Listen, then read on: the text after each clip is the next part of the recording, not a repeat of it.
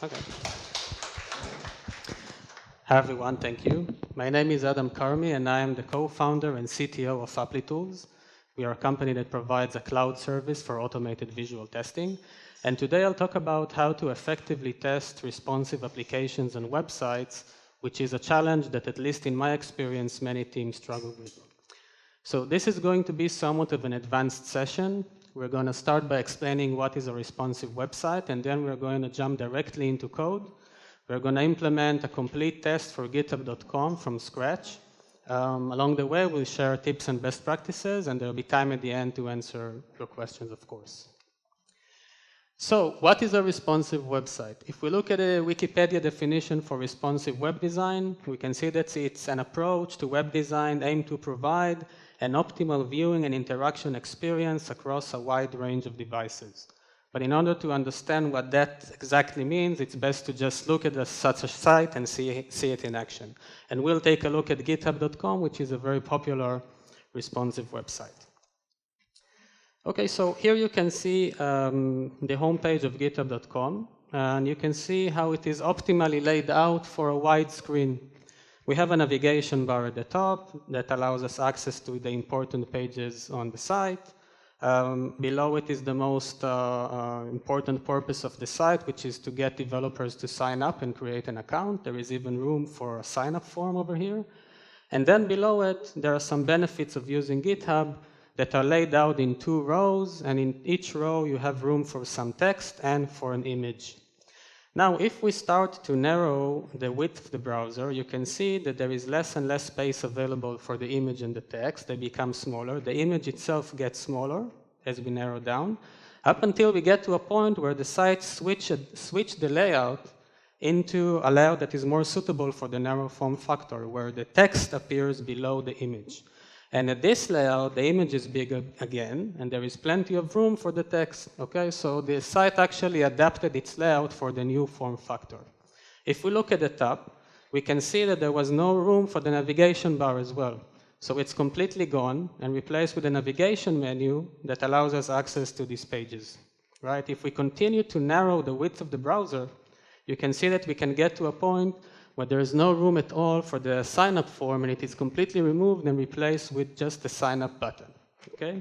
So this is a very good example of a typical responsive website that will adapt its layout to any form factor that you throw at it. Okay. Now, just like we saw with GitHub.com, it's also true for the majority of responsive websites and applications.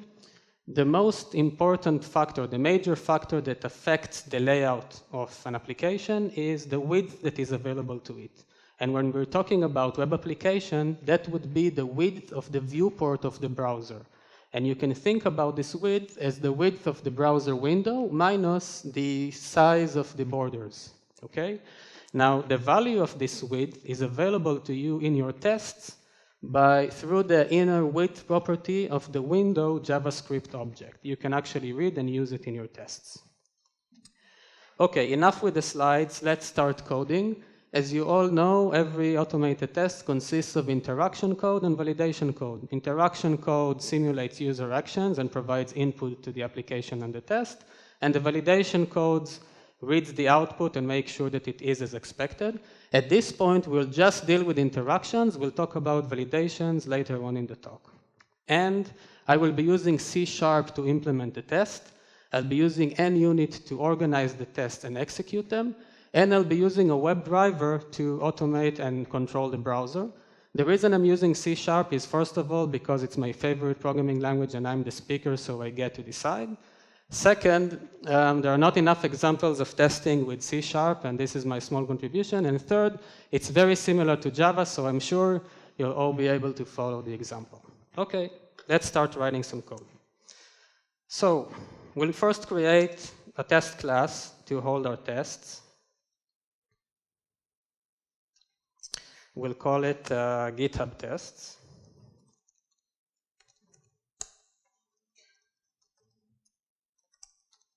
As I mentioned, I'll be using NUnit, so let's just get a namespace for it. And I'll also be using Selenium, and we'll start with Chrome. Okay, so Selenium and Chrome, and we're good to go. Okay.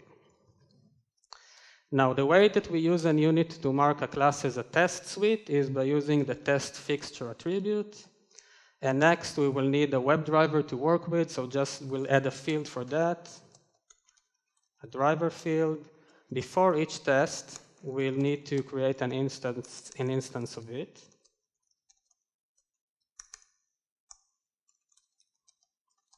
A Chrome driver. And at the end of each test,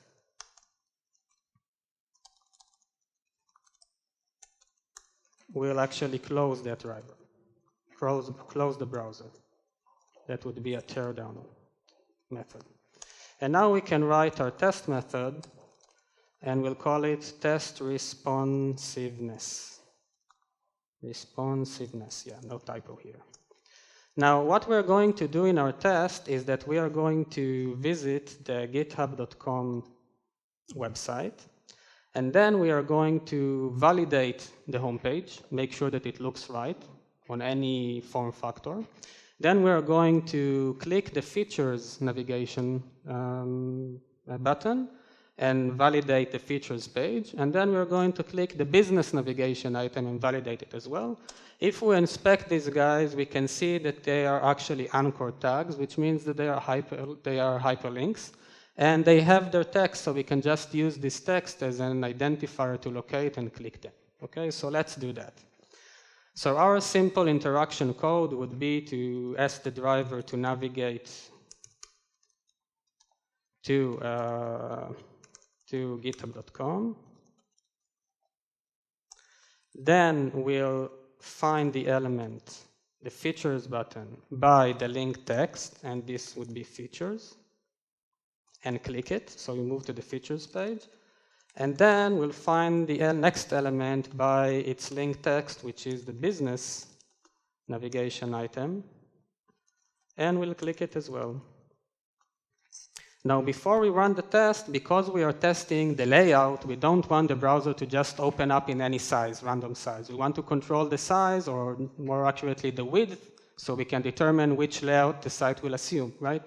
So when we would like to have this as a parameter for the test, so we can actually write, let's say, we'll start with a 1,000 pixel wide viewport. And the way that we'll do it with NUnit is that we'll hold a field here that will take that width. We'll add a constructor to our class that will take this width as a parameter and store it in the field. And then, at the beginning of each test, just after we start the browser, we'll resize it to get that width. So that would be driver manage window size equals a size that has the width that we passed as a parameter and some height. I just chose 600 pixels. It doesn't matter because it doesn't affect the layout. Okay, so now we are ready to run our test. Again, there's no validation code, just interaction code, but let's run it and see what we get. Okay, so we have the browser starting, resizing, clicking the features page, and the business page. Fine, just what we wanted to get. And now we can try a different parameter here. Let's try 800 pixel wide viewport and see if it still works.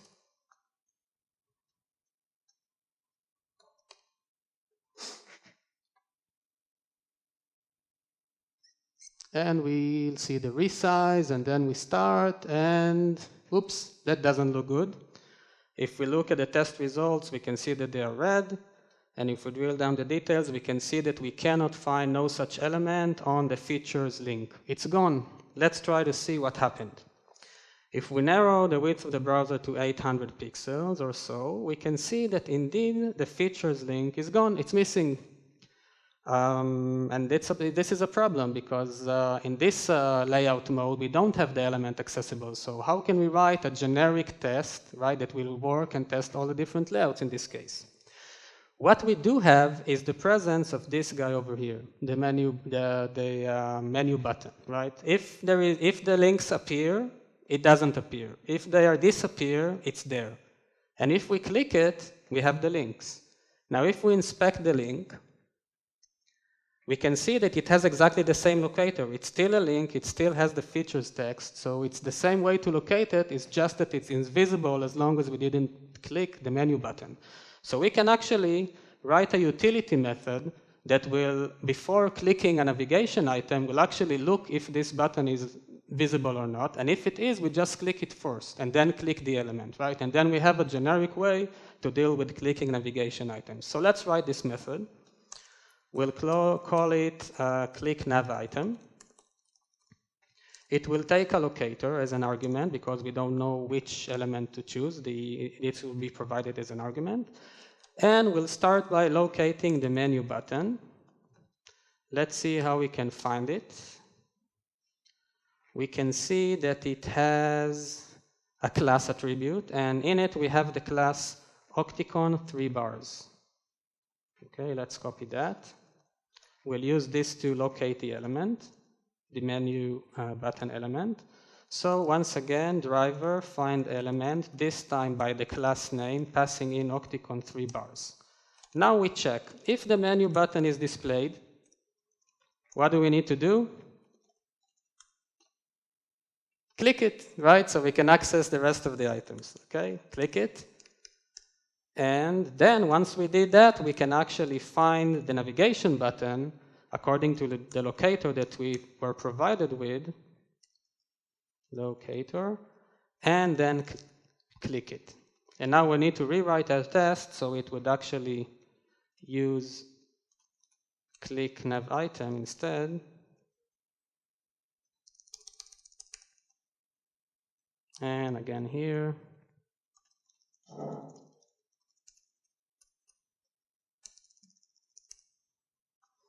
And we're good to go. We can actually try and run our test with both screen width and see what happens. So the first test starts. We have the first resize going to the features and the business. Business was very quick. And the second one starts. And in this case, it actually clicked the navigation button, moved to features, and continued. Both tests has passed, and we're good to go. Now, I'm sure as many of you noticed, there is something very wrong with this test, and it is the fact that it's full of implementation details, right? What's bad about it, like the fact that we have these details about the features button being a link and all of that. The problem here is that if we have 1,000 tests like this, and then the page would change the implementation, and we have 1,000 tests to update. What we would like to do is have all of these details encapsulated in a single place, so if something changes, we have just one place to update, and we don't need to touch our tests. And of course, there is a design pattern for it, which is the page object. So let's just rewrite the whole thing using page objects, and we have the same logic, just organized in a better, more maintainable way. Now, what we get is that we have a base page that has all the common functionality and implementation for all the different pages. It will have a constructor that will take a human-readable page name and a driver. It also takes a third parameter that we'll talk about later. Now, we'll have 3 pages that extend it. The home page, which just passes the home string as the name. The features page that passes features as the name, and the business page which passes in the business as the name of that page. Now, if we look at the base page, we can see that it has all the common functionality of the 3 pages. In our case, those would be the locators for the features, the business, and the menu button, just like before, link text and class name. All pages have a name that we can ask them what is their name. We also have some common functionality, like from all the pages, we can go to the features page, right? So what this will be implemented is just calling the click nav item method that we built before, passing in the features locator, and then creating an instance of the features page and returning it. Similarly, from all of the pages, you can call go to business page, and just the same, click the navigation item with the business locator and then create a new instance of the business page. And the click navigation item method is implemented exactly as before, doing the same trick with the menu button, The only difference here is the Farah UI state change method that I'll talk about later when we talk about validation. But that's it. Except for that, our test is exactly the same. Only now it doesn't contain any implementation details and it's much more readable. So we start by creating an instance of the home page, then going to the features page and returning it, and then going to the business page and returning it. Much nicer. Now let's review some tips that are related to what we just did, to the interaction code. So the first tip suggests that we should detect page layout within the page object rather than in the tests. So different pages will have different layout modes and different layout transition rules. And so the proper place to encode those is in the page object that is specific for that page. This way, if the rules change or the layout changes, then we only have one place to update and we don't have to touch our test at all. If we do that, we can build browser and layout independent interaction code just like we did before. Now, when you are building those pages, you should avoid creating a specific page for each layout mode. Okay? You should have a single page for all the different layouts of that page. The motivation is clear. The less pages you need to build, the less pages you need to maintain, and the less effort you spend on it. And the reason that you can do it is that just like we saw with github.com, the different layouts all share the same DOM structure. It shares the same elements, and the elements share the same locators. The only difference is how you can access and interact with them, just like we did in the test. So you can easily build a single page that reuses all that knowledge about the elements and just knows how to interact with them. Now, the differences between the different layouts would mostly be the style of the elements, their visibility, and their location on the screen. Other than that, everything will be the same. Now, the last tip suggests that you should avoid detecting the layout by relying on the inner width property of the window object. Now, if you recall what we did when we needed to click a navigation button, we searched for an element in the DOM, which is the menu button, and we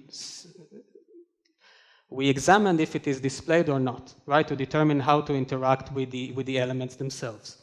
An alternative that we didn't do was to actually read the value of the inner width of the viewport size and according to that determine what to do.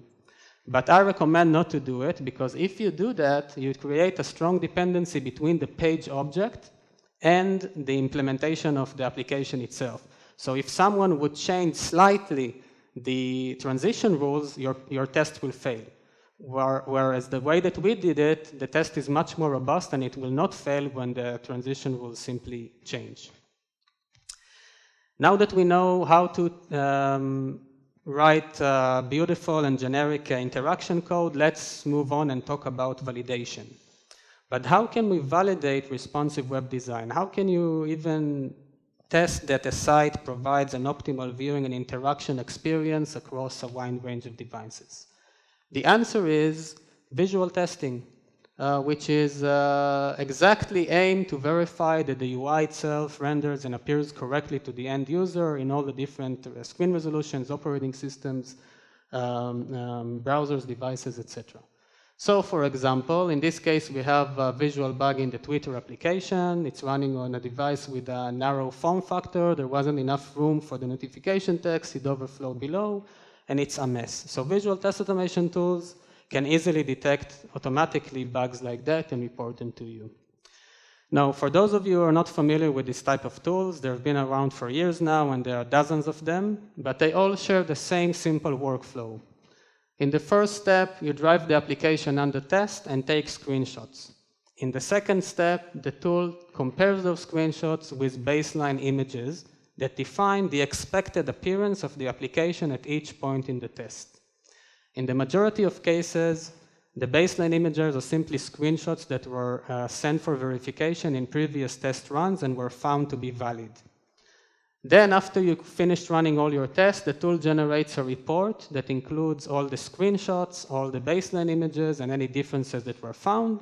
And then you look at the report and decide for each change whether it is a bug, in which case you reject the new screenshots and open a bug, or if it is a valid change, you simply accept the new screenshots and they become baseline images for the next runs, okay?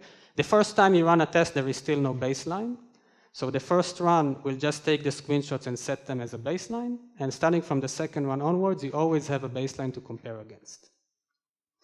So let's go back to coding. What we're going to do now is add visual validations to our test, and we'll do this using Applitools eyes. Okay, so in order to use Applitools eyes, we'll just add the namespace for Applitools to begin with. And the main class of the eyes SDK is called eyes. Let's add a field to hold it. And before each test, we would like to create an instance of the eyes object. We'll also pass in the URL to the eyes server, which is in this case the demo server. We also need to set the API key that identifies our account in Applitools. And mine is hidden behind the environment variable demo API key. And we also want to validate entire full page screenshots. So we don't want to validate just what's visible through the viewport, as Chrome allows us. We want to test the entire page to get more coverage. And so we can ask the SDK to do this for us. And what it will actually do is that it will take multiple screenshots while scrolling the page, and it produces a simulated full page screenshot for us. The last thing we want to do is, as you saw before, whenever we run our test suites, it runs two tests in this case. If you have more, it will run many more. And we want them to be batched together in the report. So we'll add a batch object to group them together. So we'll just add the batch info field here. And we'll call the batch responsive. And we'll set that instance to the eyes instance as the batch. Now, before the test runs, we want to call eyes open to signal to the eyes server that we are starting a new test. We pass in the driver, a name for the application, which in this case would be GitHub, and the name of the test. Now, the way that I get the name of the test, which is test responsiveness, with n unit is through the test context, current context, test name. And the last parameter is passing in the required viewport size. Now, this is the same size that we set before as the size of the browser window. We can now remove this statement from our code and allow the SDK to do this for us. Now, what's the reason that we do this is that the eyes SDK actually sets the size of the viewport to be this size rather than the size of the browser window. And it's very important, and soon I'll tell you why. Now, after we run the test, we want to signal to the eyes server that the test is finished. And now we're done with setup and teardown, we can actually add validations. So after we reach the home page, it's there. We just call eyes check window. We can actually pass in a description. In this case, I'll pass in the name of the home page, so I'll have some description of it. And that's it. With this line of code, we have 100% visual coverage for that page, including everything there, the layout, the elements, the colors, everything that is there. And this saves us the need to write and maintain hundreds of lines of code. Next, we go to the features page, and we call again eyes check window, passing in the features page, name as the argument. And then we go to the business page, and then again call eyes check window with the business page as the argument. And we're almost done. We already have full coverage for those 3 pages. The only thing that's missing is, if you recall, when we are running in a narrow form factor, we're opening up that menu, that navigation menu, right? And we would like to validate the state of our application when it is open as well, because maybe it is corrupted, maybe it's not displayed well. Maybe when it's open, something else on the page gets messed up, right? So we want to test it as well. But again, we have a problem similar to what we have with the interaction code. We want to have a generic test that will work the same for all our different layouts, but still we have certain checkpoints that are specific to a specific layout. Sometimes we have, when we're running on a narrow form factor, we need a checkpoint. Where we're not running, we don't need a checkpoint. So how do we do that? So, of course, I'm sure that you know that it's bad practice to put checkpoints inside the page object, because this is validation that should be out of the page object itself. So the way to work around this is basically, the idea is to let the page object raise an event or issue a callback to the test whenever it is changing the UI in a non-obvious way.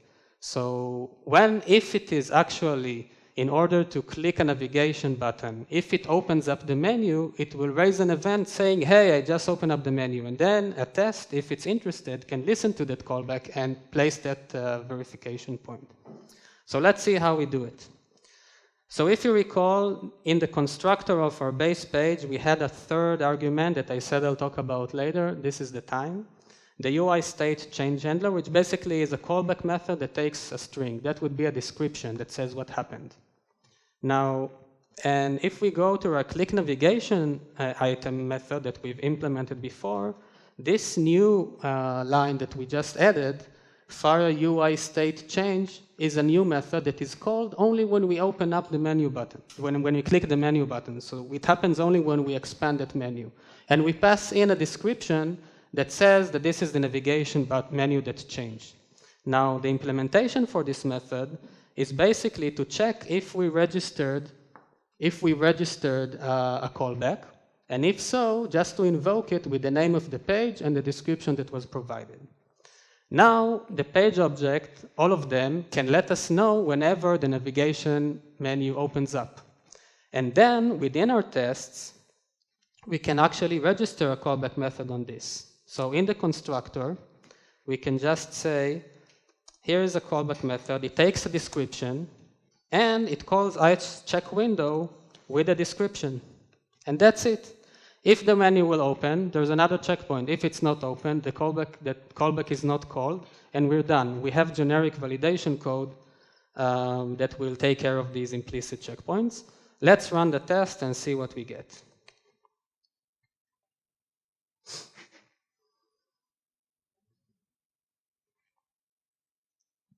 Okay, so we have the first resize with 1,000 pixel widescreen. And the SDK is now scrolling the page. It's a long page, building that full page screenshot and sending it for validation. Moving to the features page, scrolling and creating that full page screenshot. And the business page.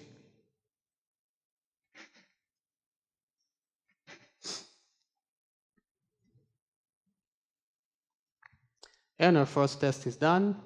Starting the second one.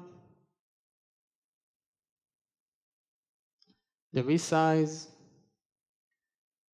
scrolling and stitching, opening up the menu and taking a full screenshot with this menu open. And now let's let it complete. It will take another minute. Let's not waste time. Let's talk about why it was important to set the size of the viewport rather than the size of the window, the browser window. Now, first of all, as I explained before, if you set the size of the window, you're basically setting a smaller size for the viewport, right? So it's a bit tricky to understand what value to put on the window so you'll get the desired value for the viewport. Now, why is it even important to be so accurate about the viewport? Because we are testing the layout, we want to hit those boundary cases, the layout transition rules. And so we have to be pixel accurate in the size of the viewport to catch it in those maximum and minimal points of each layout. Now, even if you find the value to use, a fixed value to use on the browser window, it would produce a different viewport size in each execution environment because different browsers have different Chrome around the viewport and different operating systems have a different border width or different device pixel ratio. So it produces a different viewport size, and it's quite tricky to do it accurately. Now, it's very complex actually to set the viewport size, and I can talk give an entire talk just about how to do that. But if you want to see exactly how that's done, just go to github.com, search for Applitools, and all our SDKs are open source, including the one that I'm just using here. So you can look for the set viewport size method and see exactly, it's a big method, see exactly how it works, and you can actually copy the code and use it in your test if you like to. So if you look at other validation tips related to writing validation code, Then, one thing I forgot before we do that. Let's see what happened in our tests. Kind of interesting after we waited for them to complete. So the tests have passed. We can see that everything's green. If we go to the Applitools dashboard, we can see that, clean it up a bit, we have these two tests here. One is with the 800 over 600 viewport size, one is with the 1000. The one with the 1000 pixel width has 3 checkpoints. Okay, they are all green because no differences were found. The one with the 600, with the 800, actually has 5 of them. I'll try to minimize the screen resolution so we can see them all. Here, there are 5 of them over here.